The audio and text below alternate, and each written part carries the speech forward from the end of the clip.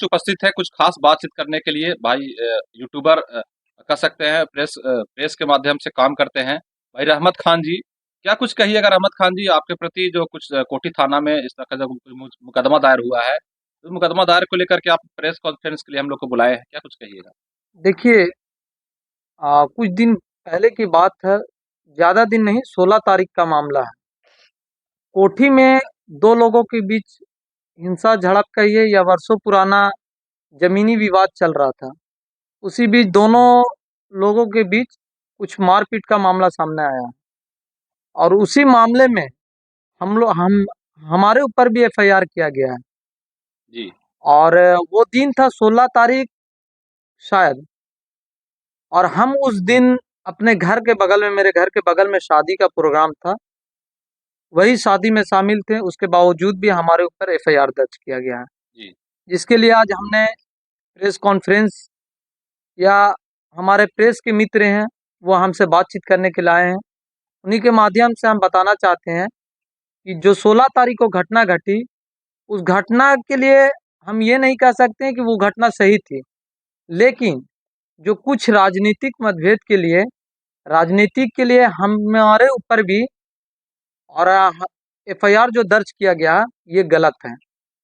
इन क्या दो पक्षों में किस मामला को लेकर कैसे झड़प हुआ था? क्या कुछ मामला था? देखिए, मामला ये था कि वर्षों पुराना जमीन का विवादित मामला कोठी थाना के सामने चल रहा है। ये जमीन का मामला साफो खान और एजाज अंसारी के बीच चल रहा है। इसी जमीन बीच के मामले में सरकारी अमीन के द्वारा लगातार नापी की जा रही है और नापी में हल नहीं निकल पा रहा है। फिर सरकारी नापी 16 तारीख को डेट आयोजन किया गया था। उसी बीच एजाज अंसारी के द्वारा कुछ अभद्र भाषा का इस्तेमाल किया गया साफो खान पर, और साफो खान और एजाज अंसारी के बीच, दोनों के बीच हिंसा झड़प हुई। जी। दोनों तरफ के लोग जो है, गंभीर रूप से दोनों तरफ के लोग घायल हुए। उसके बाद एफआईआर का मामला आया। उन्होंने 10 नाम, एजाज अंसारी ने एफआईआर 10 लोगों पर किया, उसमें हमारा भी नाम हुआ।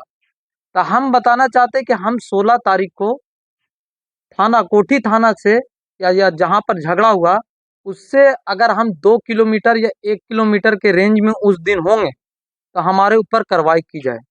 अगर हम उस दिन 10 किलोमीटर की दूरी पर स्थित हैं, उसके बावजूद भी बिना छानबीन, बिना सबूत के हमारे ऊपर एफआईआर किया गया, ये गलत है।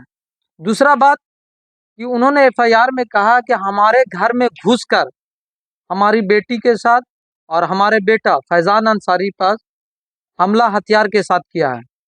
तो हम कोठी थाना अध्यक्ष महोदय से, या डीएसपी महोदय से, या एसपी महोदय से कहना चाहते हैं कि इन्होंने 16 तारीख को जो डेट दिया 12:45 में, उनका घर थाने से सामना सामनी है। वो खुद तकरीबन थाना से कितना मीटर दूरी पे होगा? 20 मीटर, 30 बस मीटर? कुछ ही दूरी पर सामना सामनी है। थाने का गेट और उनका गेट दोनों सामना सामनी है। थाने का सीसीटीवी कैमरा लगा हुआ है। सामने इधर जाइएगा तो ग्रामीण बैंक का कैमरा लगा हुआ है। इन्होंने 12:45 में आवेदन दिया कि हम हमारे घर में घुसकर कट्टे की धार से ये लहराते हुए इन लोगों ने हमारे बेटे पर हमला किया है, घायल किया है बेटे को। तो हम थाना महोदय से यही एक अपील करने आए हैं कि 12:45 में जो इन्होंने आवेदन में दिया है कि हमारे घर में घुसकर हमारे बेटे पर हमला किया है, वो 12 बजे से लेकर 1 बजे तक का कैमरे की जांच करें। अच्छा, आखिर सही इसमें क्या मामला हो सकता है? देखिए, सही मामला है कि 2 गुट का जो मामला कोर्ट से चल रहा है, तो इसमें सरकारी अमीन आ रहे हैं, नापी कर रहे हैं, वो देखेंगे।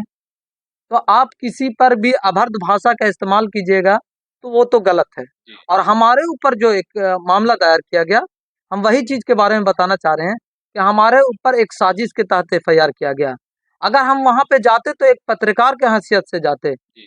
हमने मंत्री का इंटरव्यू लिया है, सांसद का इंटरव्यू लिया है, विधायक का इंटरव्यू लिया है। हमने कम उम्र में बहुत सारा काम किया। आज तक लोग ये नहीं कह सकते कि इन्होंने गलत काम किया है।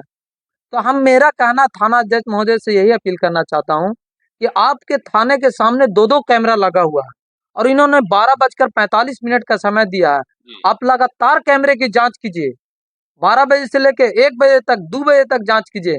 अगर मैं वहां पर मौजूद पाया गया तो हमारे ऊपर कड़ी से कड़ी कार्रवाई कीजिए अगर नहीं पाया जाता तो इस केस को वापस लेने का काम करवाइए, यही अपील के साथ।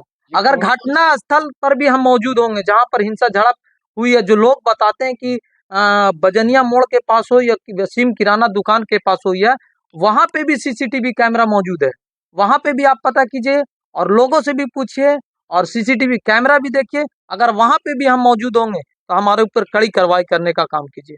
इसमें 3-4 धारा लगाए गए हैं, तो कौन कौन सा धारा आपके ऊपर है, या देखिए हमारे ऊपर हाफ मर्डर का केस लगाया गया है। अब बताइए, पत्रकार माइक चोंगा लेकर जनता के बीच जा रहे हैं, जनता की आवाज को बुलंद कर रहे हैं और हमें ही के ऊपर मर्डर हाफ मर्डर का केस लगाया गया। कहीं ना कहीं ये सोची सची समझिश है, साजिश है, जो एक गलत ढंग से पत्रकार के ऊपर भी एफआईआर किया गया। एक छोटे यूट्यूबर को तंग करने के लिए इस तरह का काम किया गया। हम इस कांड में संलिप्त है ही नहीं, हम उस जगह पर मौजूद थे ही नहीं, तो हमारे ऊपर किस बात का एफआईआर? हाँ, ये एफआईआर एक पत्रकार के हैसियत से हुआ और दूसरा कि हम उनके रिश्तेदार हैं। तो रिश्तेदार हैं तो क्या पूरी दुनिया एक दूसरे की रिश्तेदार होती है? तो उसके पास गलत ऊपर से ढंग से एफआईआर कर दीजिएगा। हाँ, हमारी दुकान उस मार्केट में है, तो किसी की भी रोजी रोटी होती है। हम दुकान पे थे, अगर हम वहां पे पहुंचते भी हैं, हमारे स्टाफ उस दिन दुकान खोले हुए, तो आप वहां पे भी कैमरा से निगरानी कर लीजिए। मतलब साफ तौर पर ताही पर आपको कहना है सर कि हम उसमें संलिप्तता में नहीं है। जी नहीं, हम उस दिन वहां पर थे ही नहीं। हम अपनी बहन के, मेरे मामा की बेटी की शादी थी, हम उस शादी में मौजूद थे। और एक दो लोग नहीं, कोठी के सभी लोगों से आप पूछ लीजिए, जांच कर लीजिए कि हम उस जगह पर मौजूद थे या नहीं थे। अगर होंगे तो हमारे ऊपर कड़ी से कड़वी कार्रवाई की जाए, अगर नहीं होंगे तो ये हमारे ऊपर केस वापस किया जाए। थाना अध्यक्ष महोदय से फिर से अपील करते हैं कि आप 12 बजे से लेकर 1 बजे तक सीसीटीवी कैमरे को खंगालिए। अगर हम एजाज अंसारी के घर में घुसकर उनके बेटे पर हमला किया है या बेटी पर हमला किया, तो हमारे ऊपर कड़ी से कड़ी कार्रवाई कीजिए।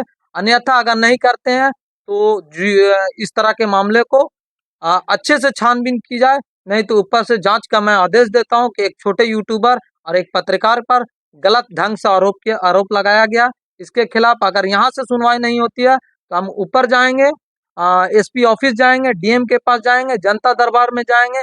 हम सभी पत्रकारों के साथ बैठकर हड़ताल पे जाएंगे, मगर जाएंगे अगर इस तरह का केस वापस नहीं लिया गया। यही आज हम प्रेस के माध्यम से अपनी बात को रखना चाहते थे, जो हमारे ऊपर गलत ढंग से एफआईआर किया गया। मैं रहमत खान, पिता मुन्ना खान, ग्राम रामपुर, चौना पोस्ट मैगरा, थाना मैगरा, जिला गया, बिहार।